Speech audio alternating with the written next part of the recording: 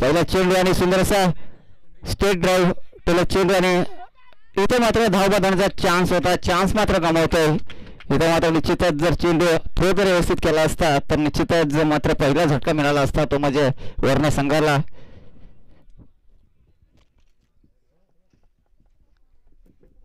पहिलं षटक घेऊन येतोय गोलंदाज संदीप ना, संदीप.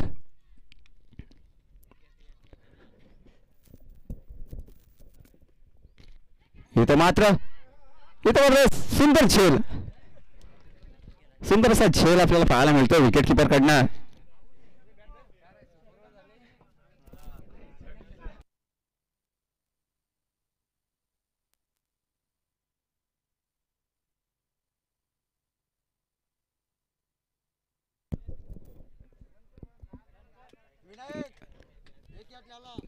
तिसरा फलंदाज दीपक, दीपक याचीच आपण फलंदाजी अगोदर पाहिली. 6 चेंडू आणि 20 धावांची आवश्यकता होती आणि 3 षटकार मात्र लगावून मात्र आपल्या संघाला मात्र त्यांनी सुपर ओव्हर खेळण्याचा एक चान्स दिला, मौका दिला. बघूया आता ह्याच्यामध्ये काय होतं, पण तो तेवढाच ताकदीचा संघ.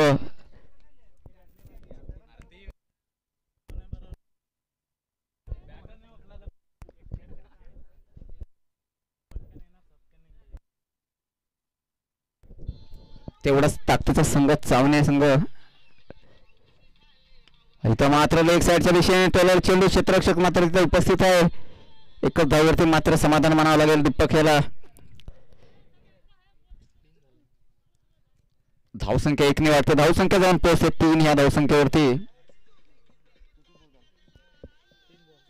3 बॉल झाले, 3 चेंडूची फेकी मात्र देखील झालेली आहे आणि येणारे शेवटचे 3 चेंडू सलामीवीर मनोज झोरे मात्र स्ट्राईकला तर जातोय.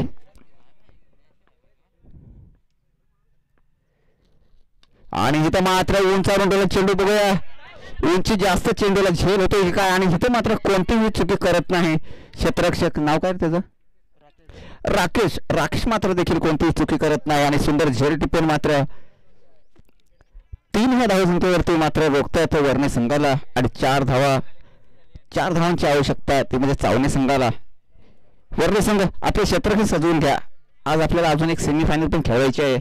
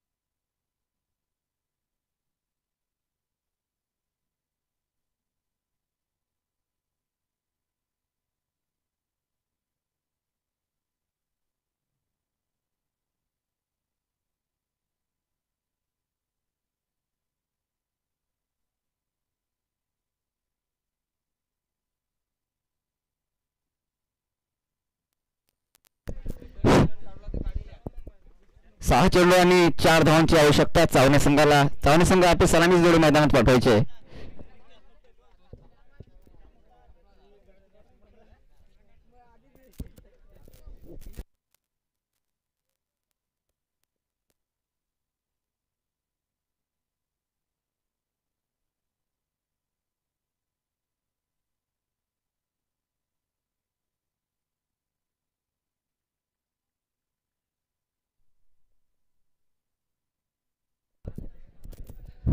चावणे संघाकडनं सलामीची जोडी मैदानामध्ये रवाना होते. अविनाश आणि विनायक.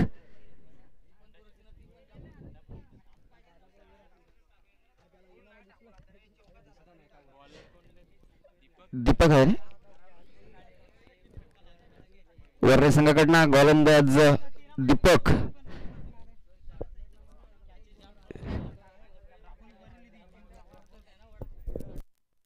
सहा चेंडू आणि 4 धावांची आवश्यकता.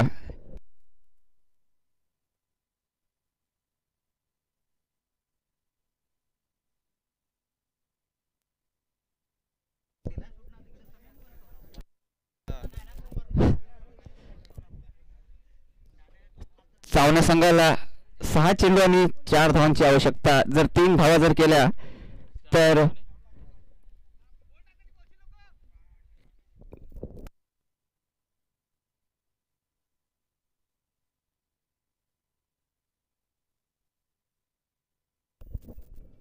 इथं मात्र पहिला चेंडू निर्धाव.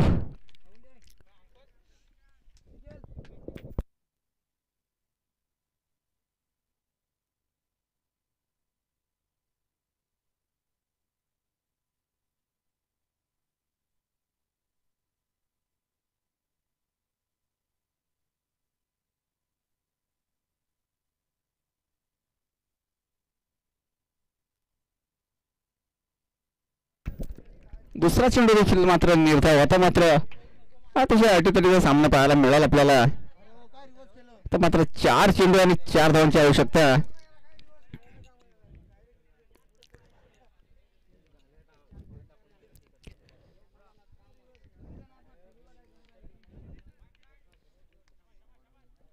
एखादा फटका मिळाला तर निश्चितच एका फटक्यामध्ये सुद्धा चावणे संघ विजय होऊ शकतो.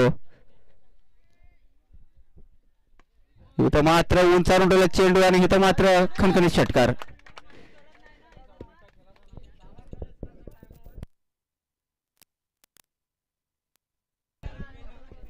अवध संघ. सचिन निरकुटे तुम्ही इथे यायचंय.